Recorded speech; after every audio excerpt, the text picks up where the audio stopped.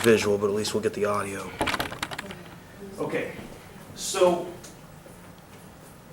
I know you can barely see it, but I've got two processes kind of diagrammed here, and you can check the PowerPoint notes, and better images of these processes are given in PowerPoint in your text, so reference those. But in process one, we've got a free expansion of an ideal gas, and so imagine that over in this compartment we have vacuum. This is a three-dimensional box of some sort that our gas is trapped in. And over here, we've got all of the gas particles shoved over to one side, right? We remove the barrier, and we all know from experience that that gas is going to kind of spread out so that it occupies the entire container, right? And that process happens spontaneously, yeah?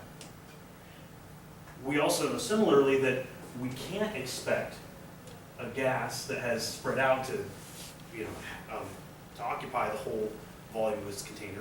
We can't expect it to spontaneously all move over to one side, right? That doesn't happen. Does the first law tell us that that doesn't happen? Because in terms of energy, both of those processes obey conservation of energy. An ideal gas, if we're talking about ideal gases as our working substance, an ideal gas doesn't change its energy when its volume increases or decreases. And so the total energy that we have here is the same as the energy that we have in this state. And moving from this state back to that state, the energy stays conserved. And so there's nothing that the first law suggests. There's nothing that the first law that can tell us about which direction is spontaneous. The first law just says energy is conserved, and both of those processes conserve energy. So how do we know which one of them is going to be spontaneous, or how do we quantify which one's going to be spontaneous? We know from experience which one will be spontaneous and which one won't, but we need some math to back that up. And so here's the other process. In the other process, imagine we've got two blocks, right? Or maybe one big piece of metal. We've managed to heat up one side of it, and the other side we've left at some cooler temperature, right? So one side of the metal is at some hot temperature, and the other side of the metal is at some cool temperature. And we know that if we leave those blocks sitting, that thermal energy is going to transfer from the hot block over to the cold block until the temperatures equalize at some final temperature, which is going to be intermediate between the hot temperature and the cold temperature, right? That process happens. We know that process happens spontaneously. But the inverse process, the reverse process, never happens. You never have a block that's at some uniform temperature all of a sudden pushing the majority of its kinetic energy over to one side and leaving the other side depleted. That doesn't happen spontaneously. And yet the first law wouldn't predict that. The first law says conservation of energy. Well, energy is conserved here. Any energy that leaves the hot block goes to the cold block, right? And so energy doesn't go away. So both of those processes in the forward and reverse direction obey the first law, and yet the first law does nothing to tell us which of those processes are going to occur spontaneously, right? So the point we're trying to make right now is that we need something, if we want to predict reaction spontaneity and direction, we're going to need something a little bit, we're going to need something in addition to the first law to do so. Okay? Boy, I wish those notes were there. So, the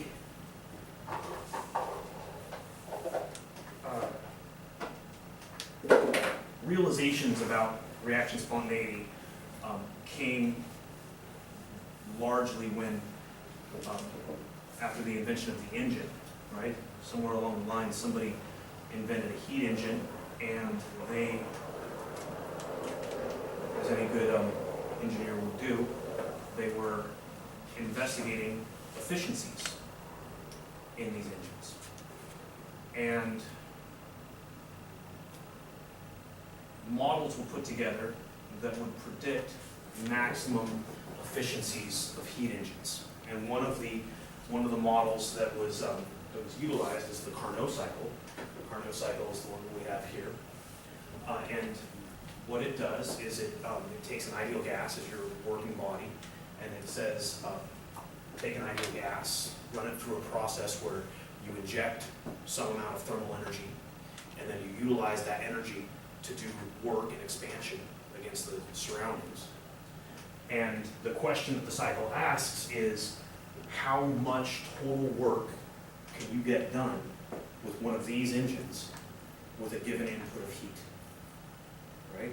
So you got a heat engine. A heat engine works by dumping a bunch of thermal energy into a gas. The gas gets hot and expands, right? And it pushes a piston, the piston does work, or whatever it is.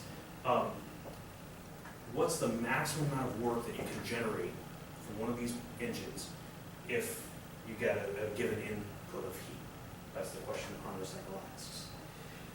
And in order to quantify this, we're going to have to trace the steps in the cycle, look at where heat is input, where energy is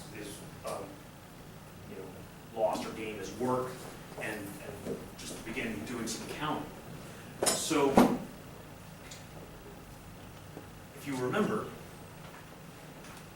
the only places in this cycle where heat flows between system and surroundings are in the isothermal steps. The step at the top and the step at the bottom. So step 1 and step 2, those are the isotherms. And we know that heat, if you're going to do an isothermal expansion with an ideal gas against some pressure, you're going to have to be putting heat in, right? Because you're spending energy as work, and if you're going to keep temperature constant, then you have to be replacing that energy. And so in this step, there's some amount of heat, Q, that gets fed into the system, right? There's also an amount of work that's done as the system is expanding isothermally. And so this step represents an input of heat and an what's the word I'm looking for? A giving off of energy as work, a loss of energy as work. In your adiabatic here, this is an adiabatic expansion to some final volume, and it has it involves work being, or energy being lost as work in the expansion. But we know that for adiabatic processes, Q is 0, right? Because we're in some kind of an insulated container. And so there's no heat associated with that step, but there is work associated with that step. And down here, we've got a compression. We're compressing isothermally. And so if we're putting energy into the system in compression, but the temperature isn't changing, that must mean that we're letting energy out as heat. And so there's a loss of energy as heat here to the system. There's a positive work and there's a loss of energy as heat. And then on that last compression step, there's a positive work and there's no loss of energy as heat because that's an adiabatic compression.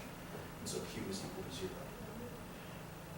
By conservation of energy, we know that once we get to this point right here, once we've traced the whole cycle, we've come full cycle back to the beginning, that the change in internal energy is 0, right? Because internal energy is a state function, and if we start at one state and we end at that state, if we end at the same state, then there's no change in the state function, right? And so in traversing that entire path, we have not gained or lost any energy. So what that means then is that whatever amount of energy we put in here in this step, whatever amount of energy we added to the system, that total amount of energy was lost to the system in the form of the total work done by the system on the surroundings and the total amount of heat that the system ejected into the surroundings down here in that isothermal compression step. So the heat Q that is input in the isothermal expansion is equal in magnitude and opposite in value to the total amount of, to the sum of the total amount of work and the heat that's ejected in step 3.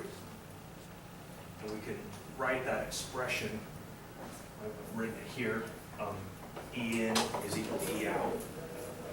And so your heat that's that goes in is Q. I just gave it a negative sign so that the signs end up being the same. And that Q1 is going to be equal to the total work plus Q2. Negative Q1 is going to be equal to the total work plus Q2. Another way of saying that is Q1 plus Q2 plus work total, that's a W sub T right there, is equal to 0. And as profound as this ends up being, it's arrived at in a fairly simple fashion. You'll note that in this step, some of the energy that we initially took in is given off as heat and not as work, right? And so not all of the energy, not all of the heat energy that we took into the system in step one was able to be utilized to generate work. Yeah? This is true for the Carnot cycle, which is a reversible process. The entire cycle is traced reversibly. All of these steps are reversible, isothermal expansion, and reversible adiabatic expansion, reversible compressions. We know that the maximum amount of work in an expansion or in an ideal gas process is done when the process is occurring reversibly. Yeah? And so if the most efficient process that we have, which this represents the most efficient process since it's reversible, if the most efficient process that we have cannot fully convert heat energy into work energy, which is the case for this Carnot cycle, then no process can completely convert heat energy into work energy. And that was the realization that made the light bulb go off in these guys' heads. They said, well, if a Carnot engine can't convert heat into work without losing some of that heat, then neither can any engine. And so a Carnot engine is an upper bound for the efficiency of any engine working in that fashion. So that was the shocker. You can't convert heat into work with 100% efficiency. You can, however, convert work into heat with 100% efficiency. We'll talk about that a little bit next week. But that's the big deal.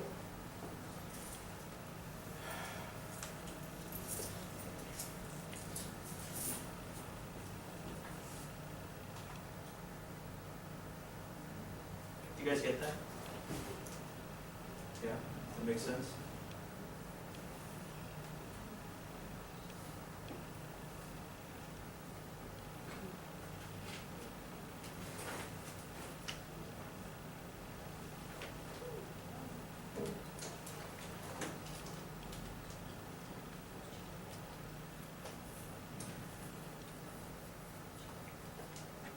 So there's another observation that was made when this cycle was being explored that made some light bulbs go off.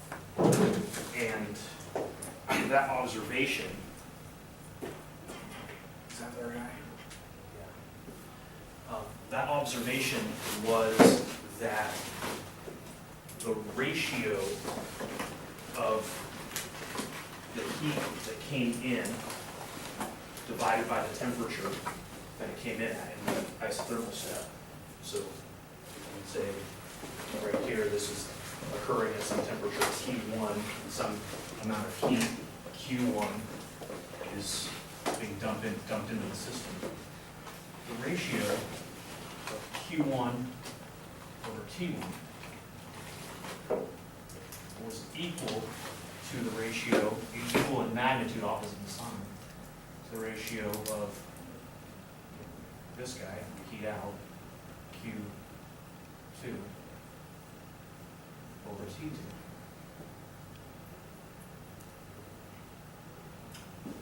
Equal and opposite. The absolute values of these guys were the same, and they're opposite in sign.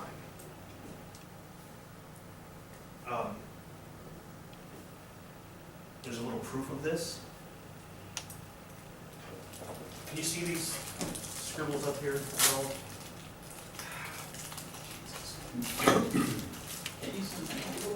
What's that? No. That's the problem, is that as soon as I zoom in, it goes off screen, and I can't.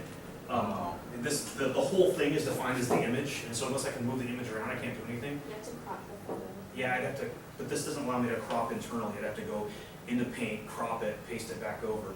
And if you guys really want to wait like 5 minutes per page, then we can do that, but I don't think we have the time, unfortunately. This is why I hate technology. If they paid me better, I'd be able to afford my own fucking scanner. I wouldn't have to use theirs.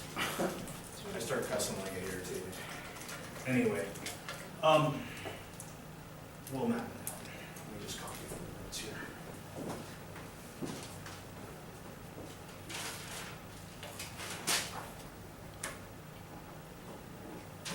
So, what we have, what we've noticed, is that the sum of Q over T around a cyclic path is equal to 0. What they noticed was that Q over T is equal to 0. So that means that Q1 over T1 is equal, the absolute values of those are equal and opposite. Equal in magnitude, opposite in sign. And we're going to prove that real quick. So you guys have learned how to do your isothermal expansions, right? You associate there, but look at the Q that's associated with those. So Q for isoreversible process is equal to negative work because it's isothermal. So it's nRT time over V dV, it's the integral of nRT over V dV, right? Which ends up being nRT times the natural log of V final over V initial, since we had an isothermal process.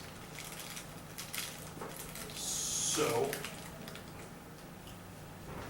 we can write this statement then, Q1 over T1 is equal to, or plus Q2 over T2 is equal to 0, as this.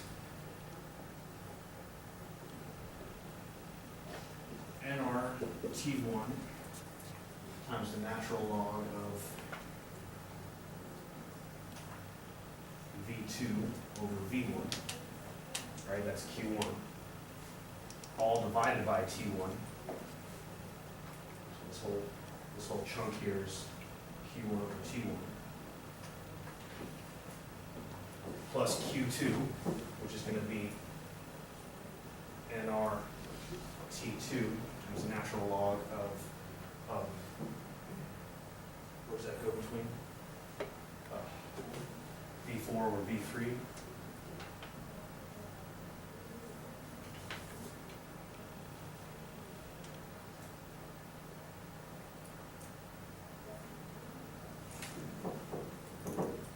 Over T2. That whole thing, that sum, should be equal to 0. So we need to obtain a relationship that will show that this is the case. Fortunately, our cycle is connected by isothermal and adiabatic segments, and we have relationships between the final volumes, or the volumes V2 and V1, and V4 and V3. And I'll just remind you real quick, we're looking at that second leg in the adiabatic, or that second adiabatic process, the second step in the cycle. Your adiabatic relationships tell you that for that process, T1 over T2 over T1 to the CV over R is going to be equal to V2 over V3. So that relationship just came from looking at the relationship, the adiabatic relationship between T1 V2 and T2 V3, right? So you know we've got adiabatic process along this line. We proceed from this temperature, that volume, to this temperature and that volume, and mathematically the relationship looks like what we've drawn up here.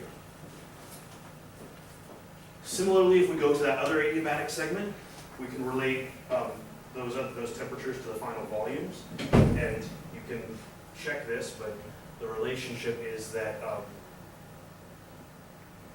T2 over T1 to the CV over R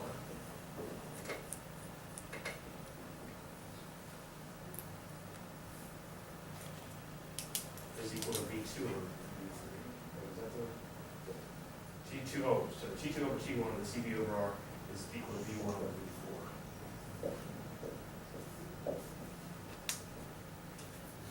I think it would be a really good exercise for you to just kind of go through this process. I'm showing the results, but for the sake of practice, it'd be good for you to map through this yourself, to walk through the math. So we have this relationship, T2 over T1 to CV over R is equal to V2 over V3. And we can also derive the relationship that T2 over T1 and the CV over R is equal to V1 over V4. So therefore, V2 over V3 is equal to V1 over V4. It's not quite what we need. We need to rearrange this a little bit. You can juggle these around and rearrange it and get to the point where you say V2 over V1 is equal to V3 over V4. Right? And now these are the expressions that are the arguments of our logarithms. V2 over V1 shows up right here. And the inverse of V4 over V3 over V4 shows up here. Over here for the logarithm, we got V4 over V3. But the natural log of the inverse of something is the negative log of the inverse of that, right? And so this expression, natural log of V4 over V3, is equivalent to negative natural log of V3 over V4. But we have down here that V3 over V4 is equal to V2 over V1. And so this whole term becomes negative natural log of V2 over V1. You plug those back into the expression, you get the t's cancel. You get nr natural log of V2 over V1 minus nr natural log of V2 over V1 is equal to 0.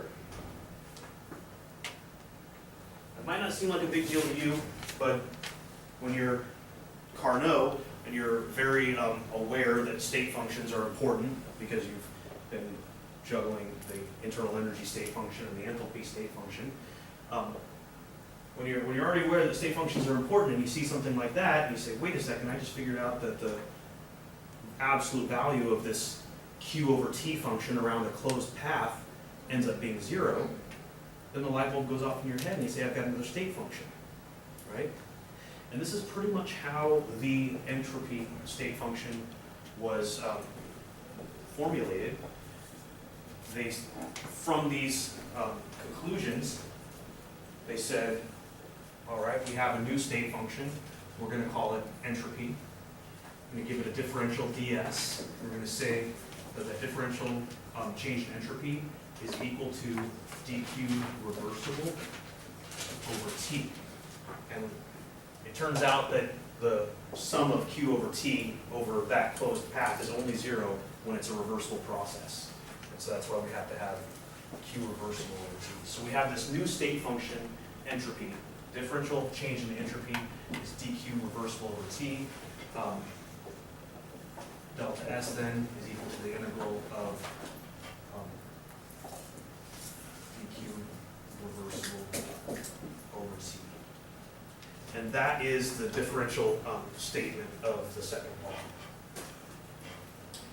So we're going to get into more of the details later, more of the specifics later, but we're just going to kind of power through some of the conclusions now so that we can start working with them in time to do homework this weekend. This is the differential statement of entropy. The statistical statement was generated by Boltzmann, and Boltzmann said that entropy is equal to kV times the natural log of W, where W is the weight of the system, the number of different ways that the system can be arranged and still have conservation of energy. So when we were working with the Boltzmann distribution of molecular speeds, we saw that the Boltzmann distribution was the one that conserved matter and energy and found the most probable arrangement. Well, the most probable arrangement is the one that has the most number of they're called microstates, the most number of different ways that you can arrange all of the matter in that system and still have the same energy. And so we've got the the differential statement, we've got the statistical statement, and we're going to learn to work with both of those to solve some problems.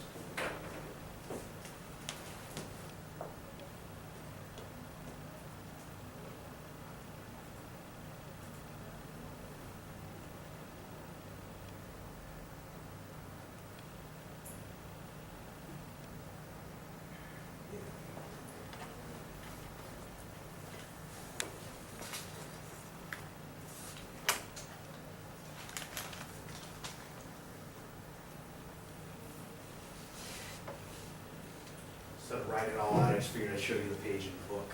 So this is a section out of a thermodynamics text that I reference often.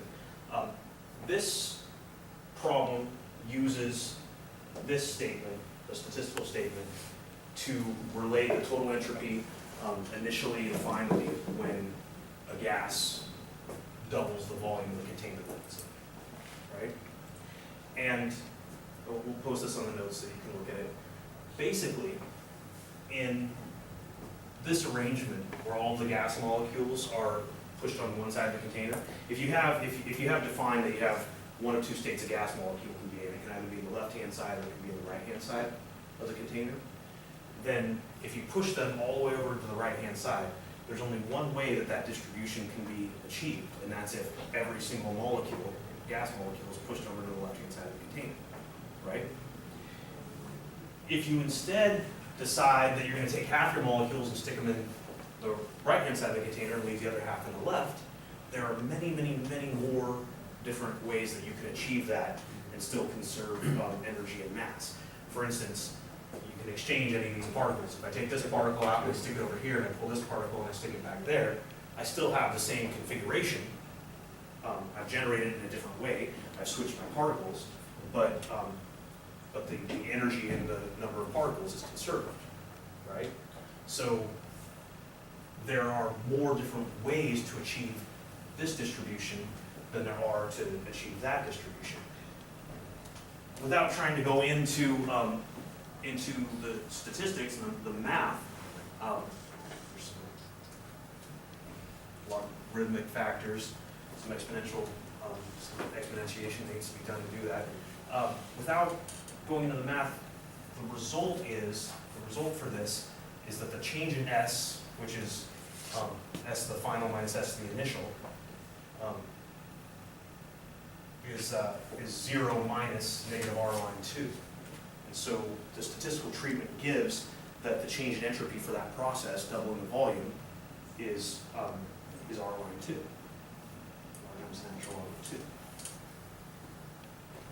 I'm going to show you how to get that same result using the differential version.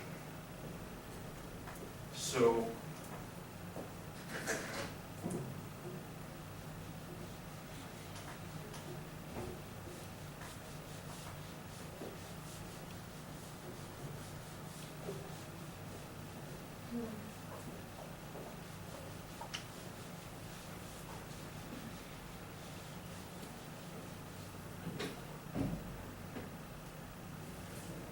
we start with our definition.